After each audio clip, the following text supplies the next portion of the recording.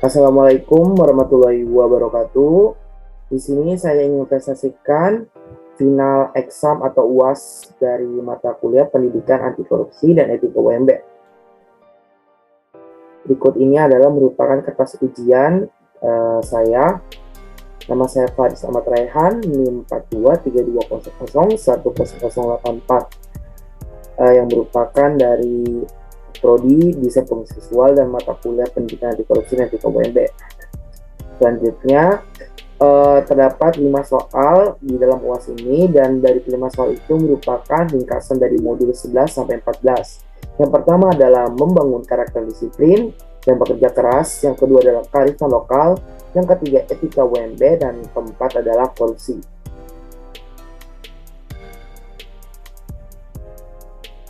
Soal pertama adalah tentang kedisiplinan. Disiplin merupakan perasaan taat dan patuh terhadap nilai-nilai yang dipercaya, termasuk melakukan pekerjaan tertentu yang menjadi tanggung jawabnya. Disiplin diri menunjukkan dan melatih yang didapatkan seorang untuk memenuhi tugas tertentu atau untuk mengadopsi pola perilaku tertentu, walaupun orang tersebut lebih senang melakukan hal yang lainnya. Untuk membangun sikap disiplin, kita harus memiliki kesadaran, keikhlasan dalam mengerjakan tugas ataupun kegiatan yang kita lakukan. Salah satu negara yang menjadi contoh kedisiplinan adalah Jepang. Mereka menerapkan sistem budaya Kaizen atau Continuous Improvement. Selanjutnya adalah nilai-nilai kedisiplinan.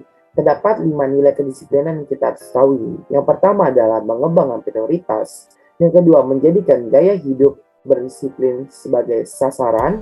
Yang ketiga adalah menjadikan alasan sebagai sebuah tantangan. Keempat adalah menunda malas hingga tugas selesai. Dan yang terakhir, yang kelima adalah fokus pada hasil. Berikut adalah tentang kearifan lokal. Secara umum, mangka lokal wisdom atau kearifan setempat adalah gagasan setempat lokal yang bersifat bijaksana, penuh kearifan, bernilai baik, dan tertanam dan diikuti oleh seluruh anggota masyarakatnya. Kearifan lokal merupakan perpaduan antara nilai-nilai suci firman Tuhan dan berbagai nilai yang ada. Kearifan lokal juga terbentuk sebagai keunggulan budaya masyarakat setempat maupun kondisi geografis dalam artian luas.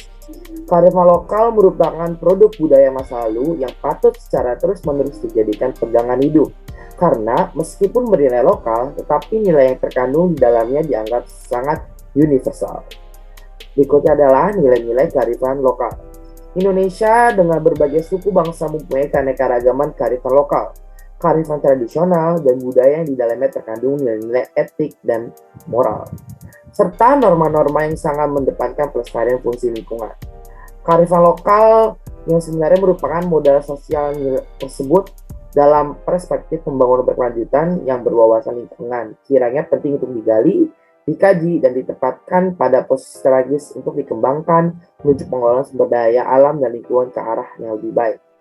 Kedua hal tersebut merupakan adalah nilai-nilai kearifan lokal yang dimiliki oleh negara kita, Indonesia. Berikutnya adalah gratifikasi.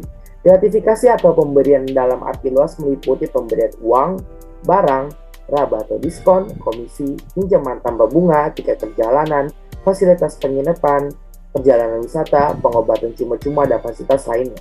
Gratifikasi perlu dilaporkan karena korupsi sering berawal dari kebiasaan yang tidak disadarkan pegawai negeri dan pejabat penyelenggara. Misalnya penerimaan hadiah dalam suatu acara pribadi atau pemberian fasilitas yang tidak wajar.